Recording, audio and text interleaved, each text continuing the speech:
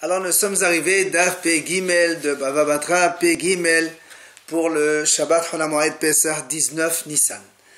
Et il nous restait encore les 4 dernières lignes de Pebet Amud Bet, 4 dernières lignes. Amar Rabbi Yehuda. Alors d'abord on était dans la mahloket à propos de la définition. Quand on a vu, quand celui qui achète, la Mishnah a dit, celui qui achète 3 arbres, il a les terrains inclus avec. On a posé la question, c'est quoi la distance entre les 3 arbres? On a vu Rabbi Yosef au nom de Rabbi Yehuda de Shmuel, il a dit de 4 à 8 amot, alors qu'au nom de Rav Nachman, il a dit de 8 à 16 amot. Il est venu à Abaye, il a dit à Rabbi Yosef, ne contredit pas Rav Nachman, la Mishnah est comme lui. On a vu justement une Mishnah qui montrait que si on séparait les rangées du vignoble de 16 amot, alors on peut donc semer entre les deux, ça veut dire que ça sépare, et donc ça va comme Rav Nachman. Amar Rabbi Yehuda, il vient Rabbi Yehuda, il dit Maaseh Bet Salmon, voilà une histoire dans Salmon. Quelqu'un qui a planté sa vigne, enfin son vignoble, Shesh Asre al Shesh Asre Amma, c'est-à-dire il a mis les rangées des vignes avec une distance de 16 amot à chaque fois. Et qu'est-ce qu'il faisait? Et il prenait les branches qui entre 2 rangées et il les mettait dans le même sens. Par exemple, la branche de droite, il la mettait vers la gauche, et la rangée de gauche, il mettait les branches vers la droite. Ainsi, donc, ça remplissait un petit peu les 16 amot. Il se trouve un petit peu maintenant mangé par les branches des 2 côtés. Et qu'est-ce qu'il fait? Et alors, quand il fait comme ça, il va planter la distance qu'il y a entre les autres rangées de droite et de gauche, mais de l'autre côté. Ça veut dire, puisque, en fait, il faisait en sorte que les branches ne dépassent pas l'arbre pour qu'il y ait une distance de 16 amot, et ainsi il peut planter, donc ça sépare les rangées, et il peut planter des zraïm entre les deux. L'année d'après, il faisait le contraire. Il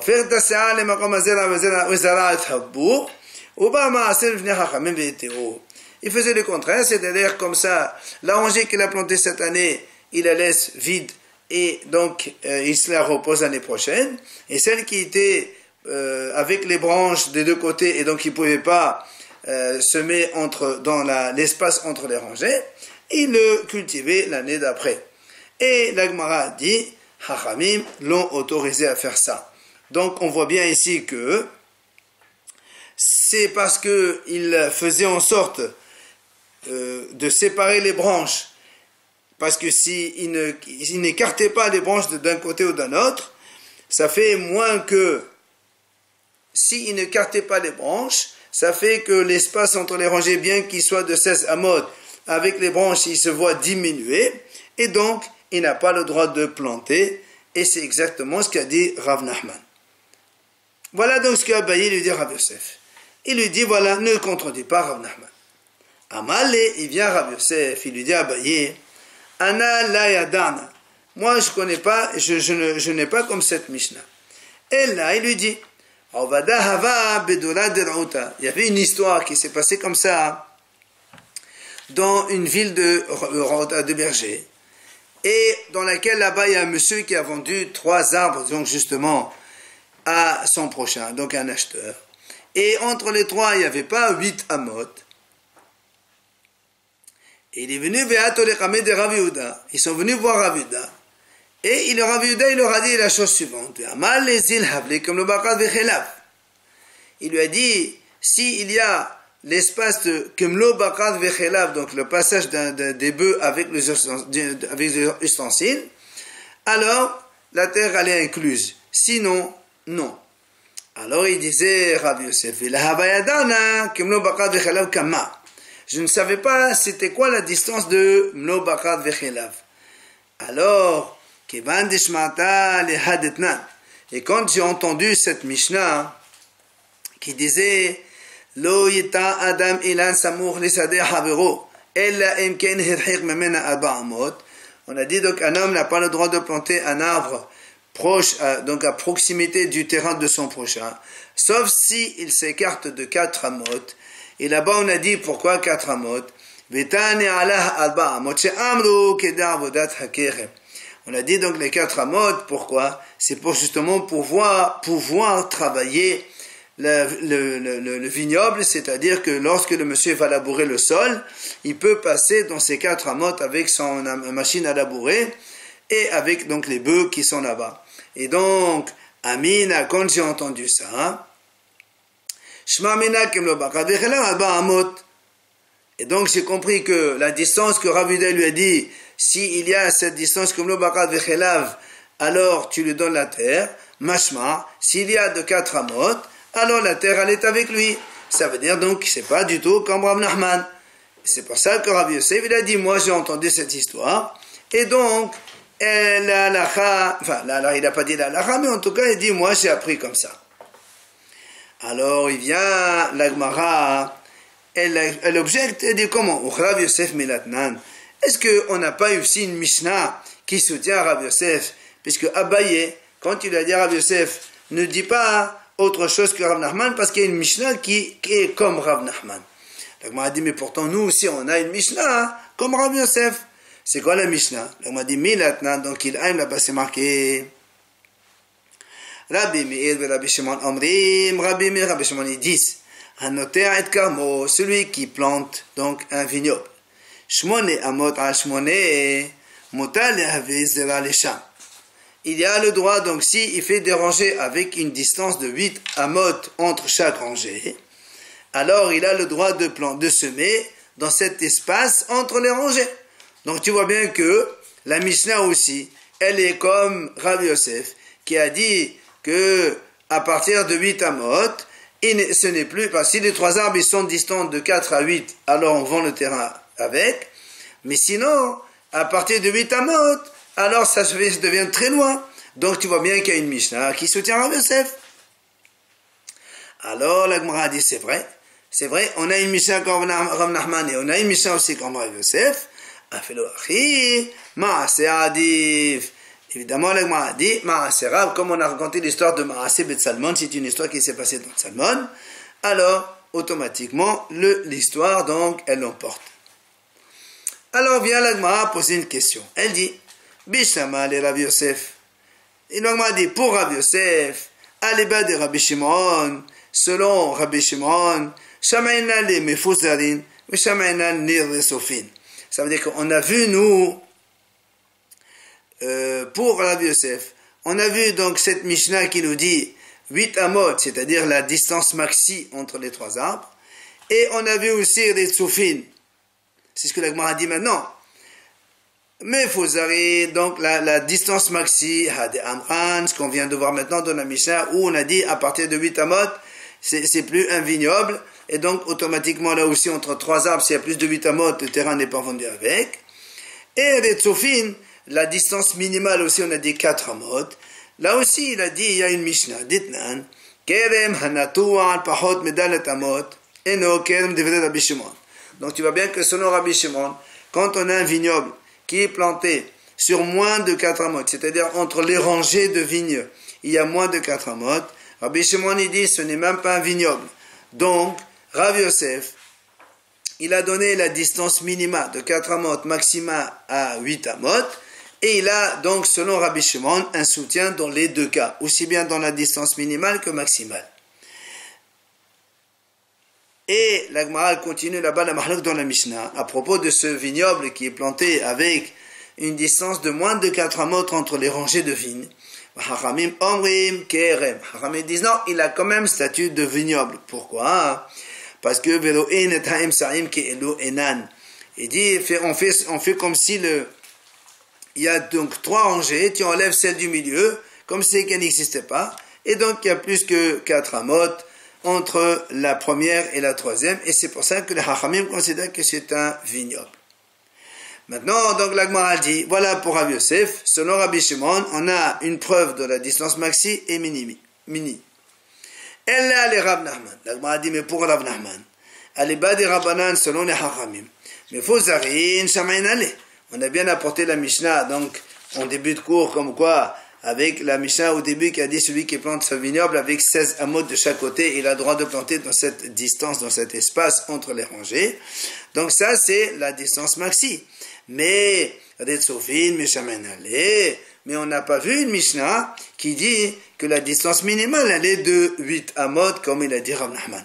On a vu la distance maxi 16 amot, mais on n'a pas vu la distance minimale.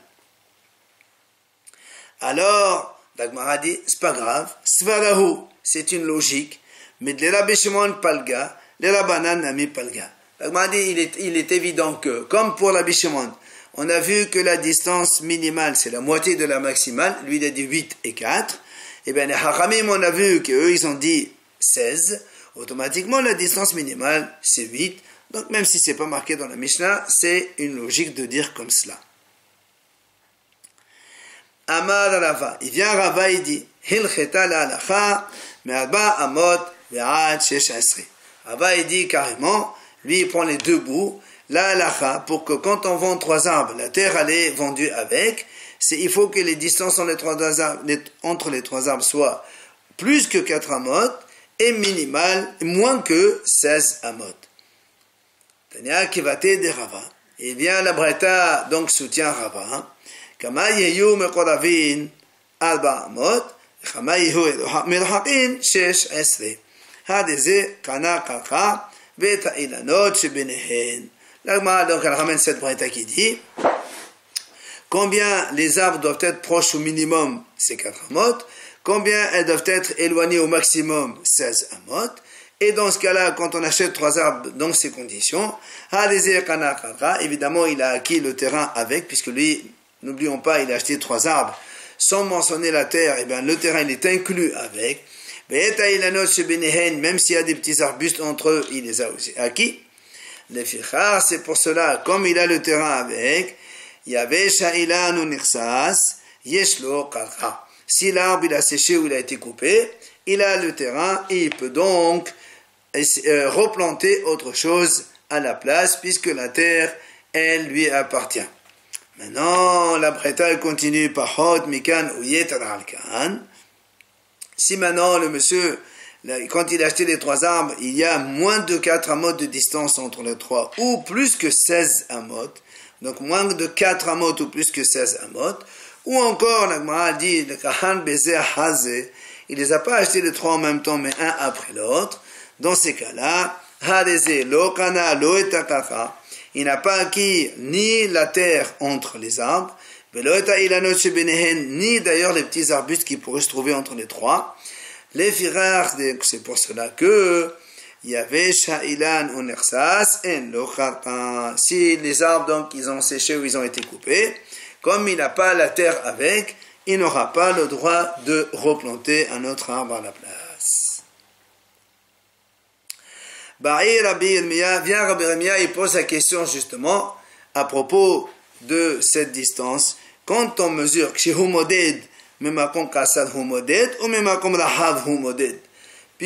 on a donné des distances minimales et maximales, Rabbi Yirmiyah dit à partir d'où on mesure. Est-ce que c'est à partir de l'endroit qui est court ou l'endroit qui est large? C'est-à-dire, si on prend la base de l'arbre, elle est beaucoup plus large, plus on monte, évidemment, l'arbre il est étroit et s'affine. Alors, où on va mesurer? Ama le Rav Giveha mebikati le Ravashi. Il vient Rav Giveha, il répond, il dit à Ravashi, il lui dit Tashema. Il dit, voilà, on voit dans une Mishnah d'Etnan, c'est marqué, Harekuva sheba gefen eno moded ella me'akal hasheni. Il dit, voilà, on a vu une Mishnah, c'est marqué que Harekuva, c'est-à-dire un arbre greffé. Quand on a, en général, on greffe un arbre dans un autre, on prend un jeune arbuste, on le greffe dans un autre vieux pour qu'il pousse. Il dit, quand on va mesurer, Ella me'akal hasheni. Ça veut dire, on ne prend pas la base ni le sommet, on prend le deuxième entre les deux, c'est-à-dire le tronc moyen. Là aussi, chez nous, la même chose. Quand on a un arbre avec un autre arbre, on va donc mesurer la distance entre les deux. Ni on prend le bas, ni on prend le haut, on prend vers le milieu, c'est la moyenne des deux. Rabbi Yirmiyah, il pose une autre question. Machalo shosha badde ilan, ma'u. Il m'a dit, si maintenant, il lui a vendu 3 Badde Ilan. C'est quoi ça? En fait, c'est un seul tronc d'arbre qui a fait pousser 3 autres troncs, seulement avec le sol qui a remonté. On a l'impression donc maintenant que le tronc principal il a été recouvert de terre. C'est comme si il y avait 3 arbres 3 arbres différents, puisqu'ils sont tous recouverts de terre au niveau de leurs racines. Alors, il lui dit, est-ce que là aussi, il a acquis la terre avec? Est-ce qu'on va aller selon la racine de l'arbre, comme il y a un seul arbre, dans ces cas-là, il n'a pas la terre, ou on voit selon les troncs qui sont présents et qu'on voit nous ici en apparence, et comme ils sont recouverts de terre, donc on a 3 troncs différents, et il a acquis aussi les terrains entre les 3. Là aussi, Amal et Rav Giveham Bikati la Ravashi, vient Rav Giveham répond, il lui dit Tashema, Ditna, la Mishnah dit, Hamavrir Shiloshak Fanim Akadehen Nir'in, si quelqu'un y greffe 3 vignes, Akadehen Nir'in, si on voit la racine, alors, Rabbi Elazar ben Rabbi Sadok omer, Im yesh benem meme 400 ad 8 mistarefin, ve'em lav en mistarefin. Si, parce que nous on sait que la propriété d'un vignoble, il faut qu'il y ait minimum 5 vignes. Or là, il n'y a que 3, mais il les a croisées chaque vigne avec une autre vigne. Et il les a greffées une dans l'autre, et ça en fait que pour toi, maintenant on a 6. Alors il lui dit, est-ce qu'on va compter 6, ça devient donc la propriété d'un vignoble, comme un vignoble, ou tu les comptes comme 3 seulement?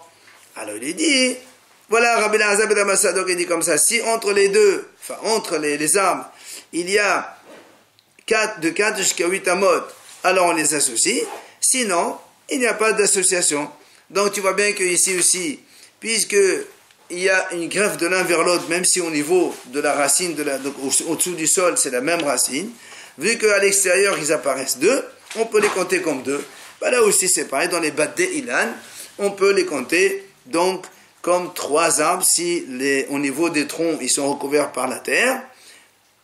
Si on a les distances donc correspondantes, eh bien, ça va compter comme 3, et la terre, elle est incluse avec. Papa, il pose une autre question.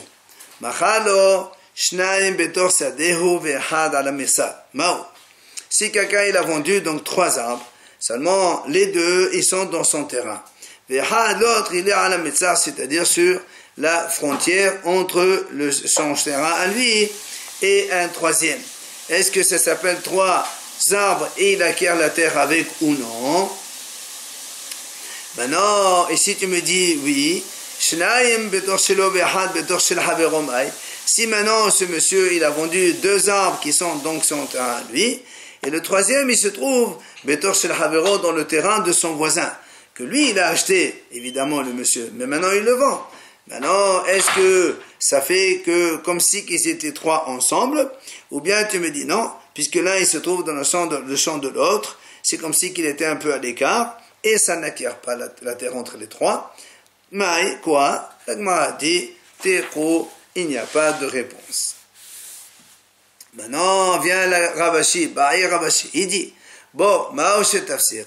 Est-ce que maintenant, si entre les 3 arbres, on a un puits qui est creusé, est-ce que ça s'appelle une interruption et donc la terre n'est plus incluse dedans ou pas? Amat Hamaï tafsir. Si tu me dis que maintenant le puits, puisque l'eau elle est en bas, on la voit pas. Si maintenant il y a un cours d'eau carrément qui coupe, il interrompt entre les 3 arbres, est-ce que ça s'appelle une interruption et la terre n'est pas incluse? Et si tu me dis maintenant oui, est-ce que si maintenant il y a carrément une rue qui sépare entre les 3 arbres, est-ce que ça fait séparation et la terre n'est pas incluse, oui ou non? Si maintenant il y a beaucoup de palmiers qui sont donc greffés l'un dans l'autre et qui se trouvent entre ces arbres-là, est-ce que ça compte comme interruption, oui ou non? La Gemara dit, il n'y a pas de réponse. Hillel, il a posé une question à Rabbi. Il lui a dit, si maintenant il a acheté 3 arbres, et entre les 3, ala eres benehen, il y a un cèdre qui pousse entre les 3. Est-ce que ça sépare ou ça sépare pas? Alors Rabbi lui dit, quel est ton problème? Ala besutadi dinafak. Si monsieur il a acheté 3 arbres, il a déjà le terrain, si après le cèdre il pousse, c'est normal qu'il est à lui, il n'y a plus de problème. Il m'a dit non, c'est pas ça que la question, il faut la formuler autrement. Et là, Haya Eres Benehen Mao. S'il y avait, quand il a acheté les 3 arbres, il y avait déjà un cèdre donc, qui était planté entre les 3. Est-ce que tu considères que le cèdre c'est une interruption, oui ou non? Amalé lui a dit Kana Virkana. Il dit oui, il a acquis aussi bien la terre entre les arbres et aussi bien sûr le cèdre qui est avec eux. Vient maintenant la Gemara, elle pose la question quand on a dit, quand quelqu'un il achète 3 arbres, il a acquis la terre entre les 3. Il dit comment ils sont disposés ces 3 arbres. Rav Amar Kashura. Rav il a dit alignés sur une ligne 1, 2, 3. Ou Shmuel Amar Kahasuva. Shmuel a dit non, Kahasuva c'est-à-dire comme un trépied, ils sont comme un triangle. Les 3 arbres ils sont disposés en trépied. Et Allah a dit celui qui a dit qu'ils sont alignés et ça tu acquiers la terre entre les 3 forcément quand ils sont en triangle il acquiert aussi la terre incluse elle est incluse dans la vente entre les 3. Maintenant mais celui qui a dit comme un triangle il faut qu'il soit les arbres en triangle. Mashma, lui, aval kashura, là, lui, il pense que si les arbres sont alignés en ligne droite, alors il n'a pas acquis la terre entre eux. Pourquoi? Il dit pourquoi? Parce que on peut le semer entre les arbres. Et alors, si on peut semer, dans ces cas-là, le vendeur n'a pas vendu cette terre-là. Matriv la Rav Hamnuna. Alors Rav Hamnuna il vient, il objecte. Il dit Ulman de Amar Kahasuva Maetama de l'âme Zara Benatayo. Et celui qui a dit comme les arbres sont disposés en trépied, donc en triangle. Pourquoi tu as dit que la terre elle est incluse? Parce que on peut pas la semer à l'intérieur, évidemment. On peut pas semer à l'intérieur de 3 arbres. Maintenant il dit la me'ata, si maintenant comme ça. Si maintenant quelqu'un il lui vend 3 des arbres avec beaucoup de ronces, et alors là aussi on ne peut pas semer à l'intérieur, tu vas me dire que la terre aussi elle est incluse. Il dit c'est pas la même chose. Là-bas des arbres pareils comme ils sont pas importants puisque il y a des ronces et tout ça. C'est pour ça que la terre elle n'est pas incluse dedans.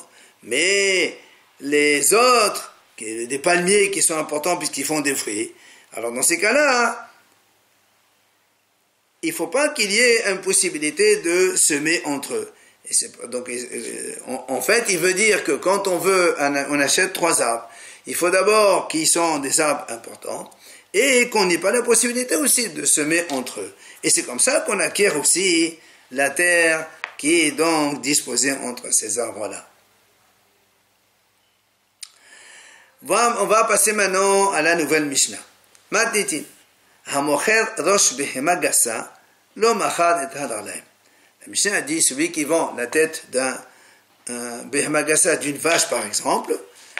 Donc c'est les bovins, eh bien les pattes ils sont pas incluses avec donc ce qu'il a vendu. Si quelqu'un il a vendu les pattes donc d'un animal, il ne vend pas la tête, elle n'est pas incluse avec. Ce sont 2 choses, chacune elle est importante.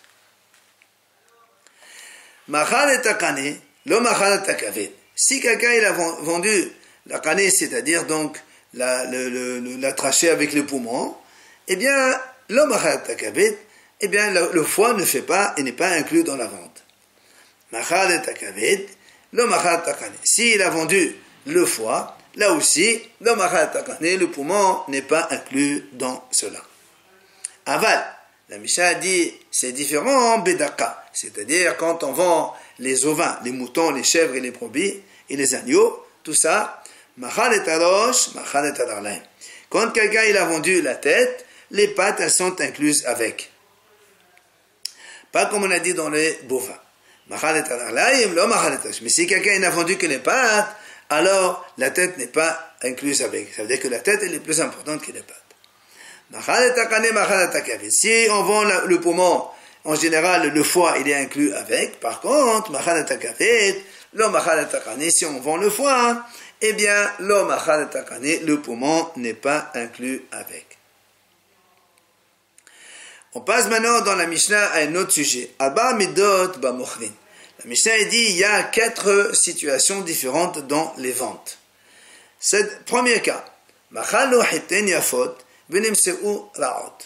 Quelqu'un il a dit à l'autre je te vends du blé de bonne qualité. Et il se trouve que les blés c'était pas de bonne qualité. Alors la Mishnah a dit l'acheteur il peut évidemment revenir annuler la vente. Tu m'as trompé, tu m'as promis de belles qualités, tu m'as de mauvaise qualité. Alors, c'est pour ça que le khayah, il a le droit de annuler la vente. Ça veut dire que le vendeur, lui, ne peut pas annuler si l'autre, il accepte. Maintenant, si maintenant, il lui promet des mauvaises qualités. Et après, il se trouve que le blé qu'il lui a donné, c'est de bonne qualité. Là aussi, le mocher, le vendeur, il peut changer d'avis, il peut annuler la vente.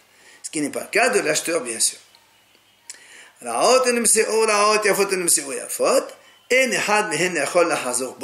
Si maintenant, il lui promet de bonnes qualités, et ça se trouve des bonnes qualités, ou des mauvaises, et se trouve des mauvaises, dans ces cas-là, aucun des deux ne peut revenir sur la vente. Donc, même si ça paraît évident, Hachamim disent, on peut dire par exemple quand tu dis des mauvaises, et lui il dit mauvaises par rapport à ce que disent les gens, mais en fait il croyait que c'est des bonnes. En tout cas, on verra ça dans la Gemara. Maintenant, si quelqu'un, Shehamtit venimtset levana, il promet de vendre du blé qui est Shehamtit, ça veut dire un peu roux, et il se trouve qu'il est blanc. Ou encore levana venimtset Shehamtit. Eh bien, il lui promet du blé blanc et il se trouve un peu roux. Quelqu'un, il promet de vendre des bois d'olivier et à la place, il voit que c'est plutôt le bois de sycomore. Et au contraire, il a promis de vendre des bois de sycomore et il se trouve après qu'il lui a donné des bois d'olivier. Si quelqu'un il promet du vin, et finalement il se trouve c'est du vinaigre, ou au contraire, il voulait lui vendre du vinaigre et il se trouve que c'est du vin, dans tous les cas, la Mishnah a dit, tous les deux peuvent revenir sur aussi bien le vendeur que l'acheteur. Pourquoi? Parce que tout simplement, il lui a donné autre chose que ce qui a été convenu. Donc, des fois, parce que nous on dirait, s'il a promis du vinaigre et t'a donné du vin, c'est encore mieux, comment tu peux revenir? Non, des fois il a envie de vinaigre, il veut cela, il veut pas autre chose. Donc comme il y a eu une promesse de vente d'un objet, et finalement il donne un autre objet complètement différent, c'est pour ça, l'un ou l'autre, ils peuvent donc revenir sur la vente.